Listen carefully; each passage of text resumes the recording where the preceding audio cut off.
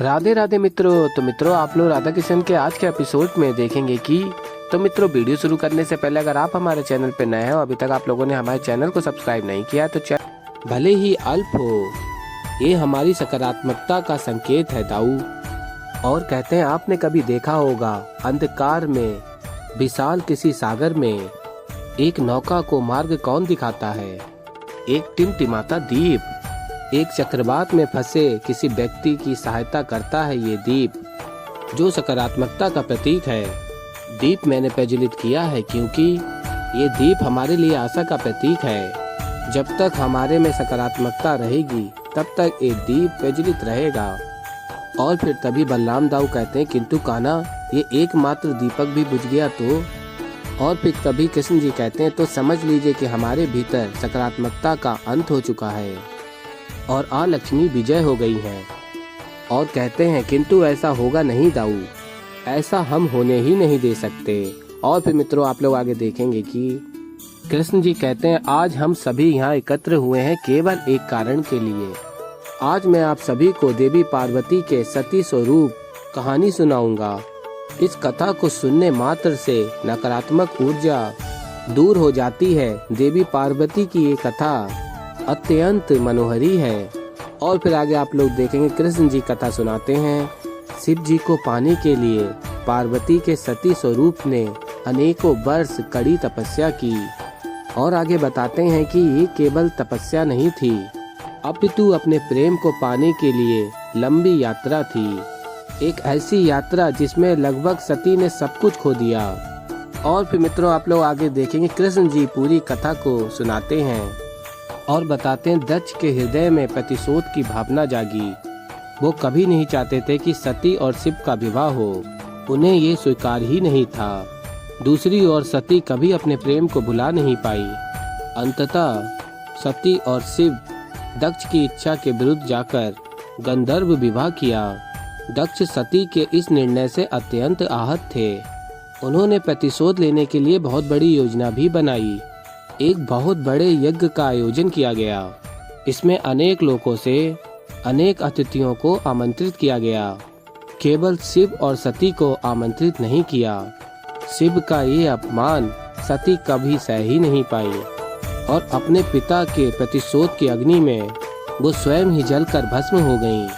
और उसी दुख के वियोग में महादेव सती के शव को लेकर समस्त ब्रह्मांड में भ्रमण करते रहे। तब श्री हरि नारायण ने शिव से कहा, मैं समझता हूँ कि सती को खो के आपके हृदय में कितना दुख है। इस पीड़ा की अनुभूति आपको हो रही है। शिव, आपको शांत होना होगा और सती के इस देह का आपको त्याग करना होगा। और उन्होंने कहा, त्याग ही सच्चे प्रेम का प्रतीक है। केवल अपने प्रेमी को अपने पास संजोग के रखना ये प्रेम नहीं है। और इसलिए नारायण ने सती के देह को 52 भागों में विभक्त किया ताकि शिव सती को भुला सकें। किंतु शिव सती को कभी भुला ही नहीं पाए।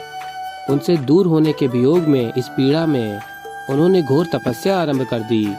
दूसरी ओर सती ने पुनर्जन्म लेकर पार्वती के स्वरूप में महादेव को पाने के लिए तपस्या आरंभ की। ऐसे ही वो तपस्या करती गईं और अंत में महादेव उनको प्राप्त हुए। और फिर कृष्ण जी बताते हैं, ये है सच्चा प्रेम जिसमें पाने से कहीं अधिक खोना पड़ता है। और फिर मित्रों, आप लोग आगे देखेंगे, सूर्यदेव अपनी शक्ति चंद्रदेव को देते हैं और दोनों की शक्तियों से लक्ष्मी की अभेद दीवार को भेदने की कोशिश करते हैं। और फिर आगे आप लोग देखेंगे, लक्ष्मी कहती हैं, कृष्ण, तुम्हारी हर चाल का उत्तर है मेरे पास। तुम मेरी अभेद दीवार को नष्ट करना चाहते हो, देखते जाओ इसका कितना भयंकर उत्तर मिलता है तुम्हें। और फिर आगे मित्रों, आप लोग देखेंगे, द्वारकावासी कहते हैं, इस कोलाहल से तो हमारे कान फटे जा रहे हैं। और कहते हैं, अब हमें यहाँ से चलना चाहिए। इस कोलाहल से बचने के लिए हमें अपने अपने घर जाना चाहिए। और तभी कृष्ण जी कहते हैं, यदि आप सब ऐसे ही चले गए तो कुछ शेष नहीं रहेगा। और फिर आगे आप लोग देखेंगे, कृष्ण जी कहते हैं, मैं बस आपसे एक बात कहूँगा, स्वयं को एकाग्र कीजिए और महालक्ष्मी की शक्ति पर ध्यान केंद्रित कीजिए। तभी महालक्ष्मी की शक्ति आप सब में जागृत हो सकती है।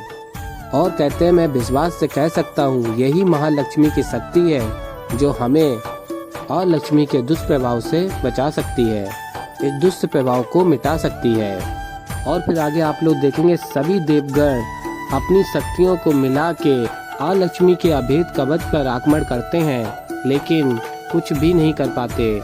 और फिर श्री कृष्ण जी से कहते हैं, हे श्री कृष्ण, लक्ष्मी ने जो दीवार बनाई है वो अभेद है प्रभु। हमारे और चंद्रदेव के तमाम प्रयासों के पश्चात भी अभेद दीवार को ध्वस्त नहीं कर पाए। हम क्षमा प्रार्थी हैं प्रभु। और फिर मित्रों आप लोग आगे देखेंगे राधा सभी द्वारकावासियों से कहती हैं, अब एक ही उपाय है, एक ही नाम है जो हमारी रक्षा कर सकता है, कृष्ण। और फिर आगे आप लोग देखेंगे राधा कृष्ण से कहती हैं, कृष्ण तुम्हारे नाम स्मरण से मेरा मनोबल तो बढ़ रहा है, किंतु लक्ष्मी का कुंदन मुझे दुखी कर रहा है।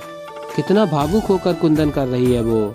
और तभी कृष्ण जी कहते हैं, तुम्हें क्या उचित लगता है राधा, तुम मुझे बताओ, तुम क्या सोचती हो, यही सबसे अधिक आवश्यक है। और फिर तभी राधा कहती हैं, तुम्हें मुझ पर इतना विश्वास है कृष्ण।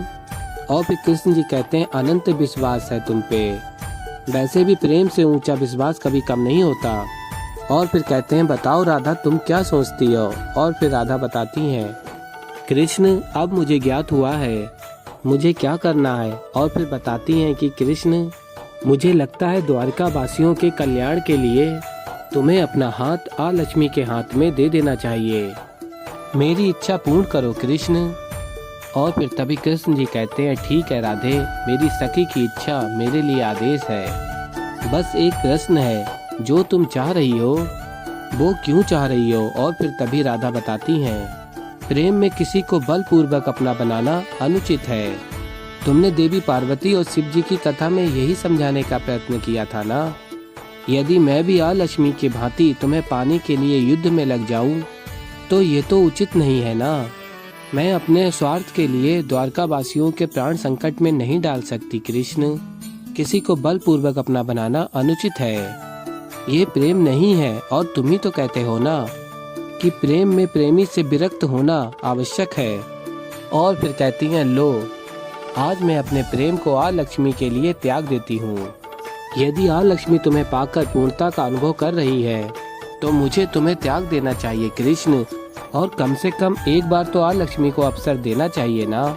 हो सकता है तुम्हें पाकर वो बदल जाए, तुम्हारा प्रेम पाकर वो अपनी शक्तियों को सकारात्मक बना ले, तो सोचो कितना कल्याण होगा इस संसार का। और फिर आगे आप लोग देखेंगे राधा कहती हैं, जाओ कृष्ण लक्ष्मी का हाथ थाम लो, यही मेरी इच्छा है।